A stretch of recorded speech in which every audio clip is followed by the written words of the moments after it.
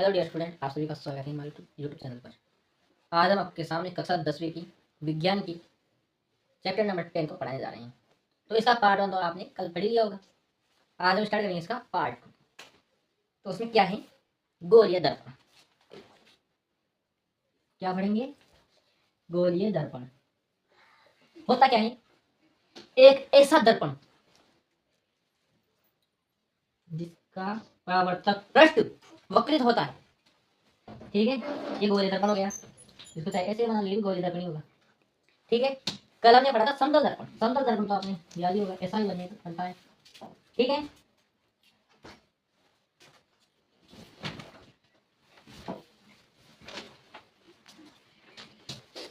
तो गोलीय दर्पण के अंदर ध्रुव होता है। ध्रुव जो क्या होता है, इसकी परिभाषा लिखेंगे। क्या लिखेंगे? परिभाषा। वो क्या होती है? गोलीय दर्पण के परावर्तक पृष्ठ को क्या बोलते हैं? ध्रुव। ध्रुव को हम पी से डिनोट करते हैं। किससे? पी से। ओके, अगला बिंदु क्या आता है? मुख्य अक्ष। इसकी मुख्य अक्ष क्या होगी? वो क्या होगी? इसकी मुख्य अक्ष गोलीय दर्पण के ध्रुव तथा वक्रता त्रिज्या से गुजरने वाली रेखा मुख्य अक्ष कहलाती है। जैसे ये गोलीय दर्पण है, इसकी मुख्य अक्ष ये होगी। ठीक है, अगला बिंदु क्या है हमारे पास? वक्रता केंद्र। वक्रता केंद्र, इसको हम चित्र के माध्यम से समझेंगे। जैसे ये गोलीय दर्पण है, इसमें यहाँ पर है और सी यहाँ पर है। तो यहाँ पर सी वक्रता केंद्र है। यानी कि जब हम गोलीय दर्पण को आभासी रूप से पीछे बढ़ाते हैं तो इस आभासी गोलीय का केंद्र ही वक्रता केंद्र कहलाता है। इसी हम सी से प्रदर्शित करते हैं। किससे प्रदर्शित करते हैं? सी से। ठीक है, अब अगला पॉइंट आता है वक्रता त्रिज्या। सॉरी यहाँ पर है ना, वक्रता केंद्र तो सी हो गया। ठीक है,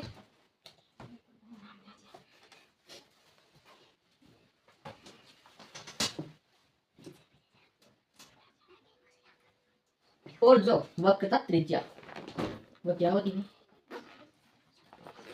जो ये आभासी रूप से गोला बना है, इसकी जो त्रिज्या होगी वही यहाँ पर वक्रता त्रिज्या कहलाएगी। ठीक है,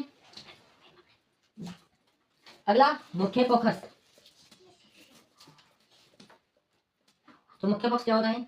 यहाँ पर ये मुख्य फोकस है। तो इसको कैसे लिखेंगे? वक्रता केंद्र तथा ध्रुव के मध्य का बिंदु, यहाँ पर हमें फोकस मिलता है। तो वक्रता केंद्र तथा ध्रुव के मध्य का बिंदु फोकस कहलाता है। ठीक है,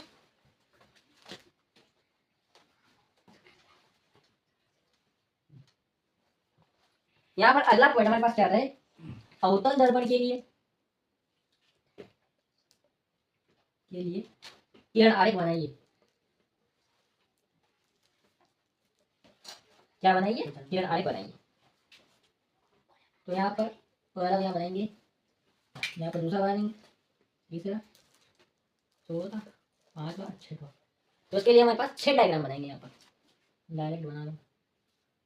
ये तो हो गया गोलीय दर्पण, ये इसकी मुख्य अक्ष, ये गोलीय दर्पण इसकी मुख्य अक्ष, ये गोलीय दर्पण ये इसकी मुख्य अक्ष, और यहाँ पर ये गोलीय दर्पण और ये इसकी मुख्य अक्ष, ये गोलीय दर्पण ये मुख्य अक्ष, ये गोलीय दर्पण ये इसकी मुख्य अक्ष। यहाँ पर यक और यहाँ पर 2 एफ 2 एफ, यहाँ पर भी 2 F F 2 F F 2 F F और 2 एफ। ठीक है, यहाँ पर इधर परावर्तक पृष्ठ बना लो। यहाँ पर जो पहली स्थिति है वो क्या बताती है? वो बताती है कि जब अनंत से कोई किरणें आती, क्या है? अनंत से जो कोई किरणें आती है तो हमेशा फोकस से होकर गुजरेगी। किससे होकर गुजरेगी? फोकस से। इसको गुजार दो फोकस से, और ये इसको है ना आभासी रूप से गुजार दो सी से। ठीक है, पहला पॉइंट ये हो गया। अगला जो पॉइंट है वह क्या कहता है, देख लेते हैं उसको भी।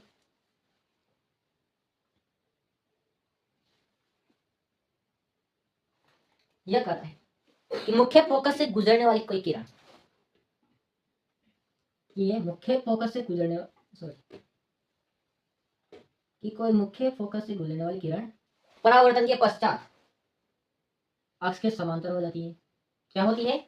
अक्ष के समांतर। ठीक है, तो दूसरा पॉइंट ये हो गया हमारे पास। तीसरा पॉइंट क्या कहता है उसको भी देख लेते हैं। तीसरे पॉइंट में जो वक्रता केंद्र है इसको हमने लिखा सी। तो जब कोई किरण वक्रता केंद्र से गुजरती है तो वह जिस रास्ते से जाती है उसी रास्ते से वापस आ जाती है। ठीक है, तो 3 डायग्राम क्लियर हो गए सबको? अगले 3 डायग्राम देखते हैं कि इसमें क्या मानता है।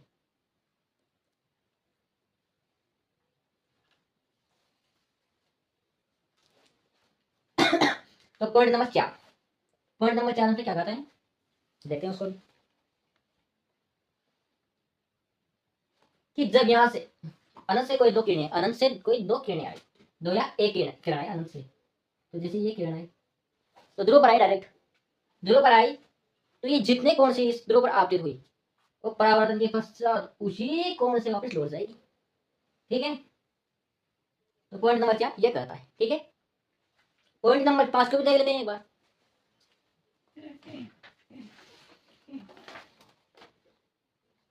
तो इसमें केवल 4 ही पॉइंट बनेंगे, ठीक है, एक्स्ट्रा बना दी, लेकिन कोई बात नहीं, इसको समझ लेते हैं इसमें प्रतिबिंब कैसे बनता है। ठीक है, कि जब यहाँ पर हम कोई ऑब्जेक्ट रखते हैं, जैसे दूसरी पर हमने ऑब्जेक्ट रखा, ठीक है, रख दिया, तो यहाँ से कोई किरण गई, दर्पण में टकराई, परावर्तन के पश्चात एफ से लौटी, इधर भी भेज दो, ध्रुव पे भेज दो। तो पॉइंट नंबर 4 के अनुसार जब यहाँ से कोई किरण गई तो उसी कोण से वापस आएगी, नहीं आएगी? आएगी। ठीक है, तो यहाँ पर देख लो इनका कटान बिंदु ये है। तो इससे हमें यह पता लगता है कि जब हम किसी वस्तु को दूसरी पर रखते हैं या वक्रता केंद्र पर रखते हैं तो उसका प्रतिबिंब वस्तु से बड़ा तथा उल्टा बनता है। वस्तु से बड़ा नहीं, वस्तु के बराबर तथा उल्टा बनता है। ठीक है, तो अगला बिंदु हमारे पास क्या आता है कि अवतल दर्पण द्वारा बिंबों की स्थितियां बनाना। अवतल दर्पण द्वारा बिंबों की स्थितियां बनाना, स्थितियां बनाना। ठीक है, तो इसमें जो पहला पॉइंट वो क्या कहता है कि वस्तु को कहां पर रखो? अनंत पर रखो, तो उसका प्रतिबिंब कहां बनेगा? ठीक है, अनंत पर। देख लेते हैं एक बार, जिसे हमारे पास गोले दर्पण बना दिया हमने, ये इसकी मुख्य फोकस हो गई, ये इसका पी पॉइंट, अप पॉइंट और 2f पॉइंट। 2f को सी भी लिख सकते हैं। ठीक है, हमने 2f ऐसे लिखा है यहाँ पर, जिसे ये पे इसका जस्ट डबल सी होगा, इसलिए हमने 2f लिख दिया। जब वस्तु अनंत पर होगी तो आप जानते होंगे अनंत से आने वाली किरणें हमेशा सीधी आती है। परावर्तन के पश्चात कहां से गुजरेगी? एफ से गुजरेगी, सीधी सी बात, नो बकवास। और रूल नंबर 2 के अनुसार जब कोई किरण एफ से गुजरती है तो वह परावर्तन के पश्चात अक्ष के समांतर हो जाती है। ठीक है, तो इसमें क्या बना? तो इस पॉइंट के अनुसार हमारा कटांत बिंदु कहां पर आया? एफ पर आया। तो यहाँ पर प्रतिबिंब कहां पर बनेगा? एफ पर बनेगा। ठीक है, और अत्यंत छोटा बनेगा। कैसा बनेगा? अत्यंत छोटा। तो जब हम वस्तु को अनंत पर रखते हैं तो प्रतिबिंब एफ पर बनता है और अत्यंत छोटा बनता है। ठीक है,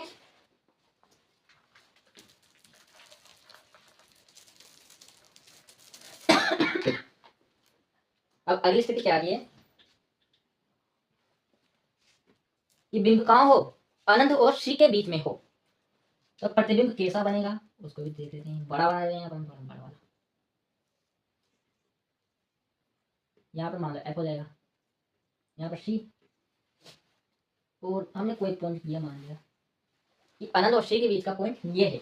यहाँ पर हमारी कोई वस्तु रखी हुई है। ठीक है, तो जब हम इसका चित्र बनाएंगे कैसे बनेगा परावर्तन का? जैसे कोई किरण दी, सीधी गई। यहाँ परावर्तन के पश्चात कहाँ से गुजरेगी? रूल नंबर 1 के अनुसार एफ से गुजरेगी। गुजार दी, ठीक है गुजार दी, ये वाला तो नहीं आने के लिए। अगला पॉइंट है रूल नंबर 2 में हमने क्या पढ़ा था कि किरण जब से गुजरती है तो क्या होती है? अक्ष के समांतर होती है। तो गुजारो एफ से, गुजार दिया, इस स्थिति में बन गया प्रतिबिंब। तो प्रतिबिंब यहाँ पर कहाँ पर बना? तो यहाँ पर जब वस्तु हमने अनंत और शी के बीच रखी तो इसका प्रतिबिंब हमें सी व यक के मध्य प्राप्त हुआ। कहाँ पर हुआ? सी व यक के मध्य। अब देखो जैसा कि आपको चित्र में दिख रहा होगा, हमने कुछ नहीं किया, केवल जो पहले में 4 रूल दिखाए थे उनके अकॉर्डिंग चल रहे हैं और ज्यादा कुछ लगा है नहीं इसमें। अब तीसरी स्थिति क्या करती है उसको देखते हैं जरा। इसमें वस्तु कहाँ पर रखें? हम सी पर रख देते हैं। चलो सी पर रख दो, तो ये हो गया एफ और ये हो गया सी। ऑब्जेक्ट को रखो जेड सी पे। और एक बात ध्यान देना, पेपर में इससे क्वेश्चन आएगा वो 4 नंबर आएगा।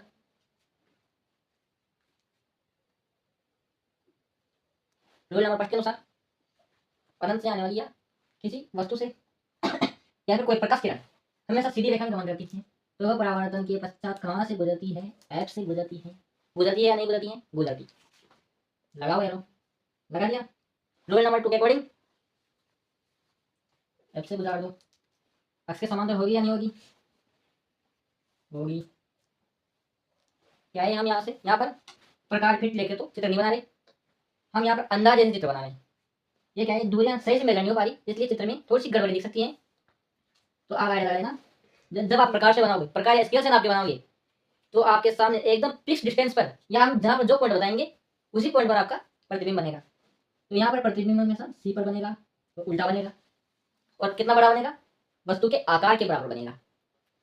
तो जब हम सी पर रखते हैं तो प्रतिबिंब भी सी पर बनता है।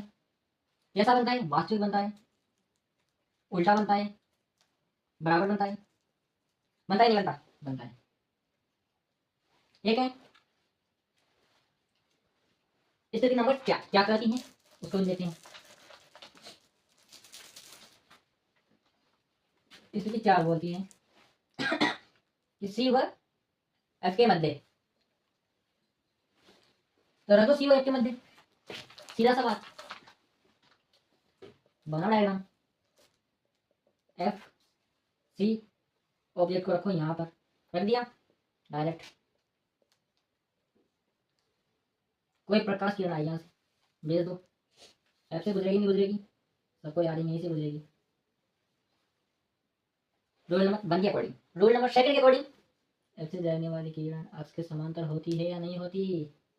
होती है। तो यहाँ पर प्रतिबिंब कहाँ पर बनेगा? प्रतिबिंब बनेगा हमारा सी व अनंत के मध्य। कहाँ पर बनेगा? सी व अनंत के मध्य। कैसा बनेगा? उल्टा बनेगा, वास्तविक होगा, उल्टा होगा, वस्तु से बड़ा होगा या नहीं होगा? जाहिर सी बात है होगा ही सही। अब अगली स्थिति क्या बोलती है? स्थिति नंबर 5 ये बोलती है कि यहाँ पर रख दो डायरेक्ट, यहाँ पर रखने पर बनाओ चित्र, इसको यप मान लो, ये सी हो गया। इस बार ऑब्जेक्ट को यहीं पे रख दो, किरण भेजो। आपको याद ही होगा यप से गुजरती है कोई किरण। अब इसमें क्या करें? इसमें ध्रुव ध्रुव से डालो डायरेक्ट, ध्रुव पर डालो। डाल दिया। आपने पढ़ा होगा कि जब कोई आपतित प्रकाश किरण किसी दर्पण पर टकराती है तो वह उतने ही कोण से वापस लौट जाती है। लौटा दो। इसका कटान बिंदु में कहाँ मिलेगा? वो मिलेगा अनंत पर।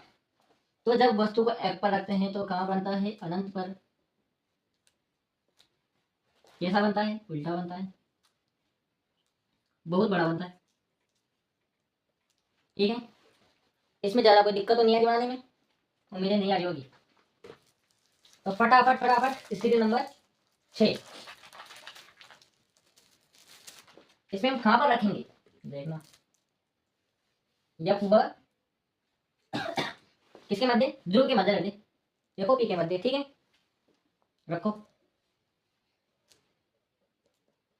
माफ ये F 2F HC मान लो, लिख दो C लिख दो, कोई दिक्कत नहीं।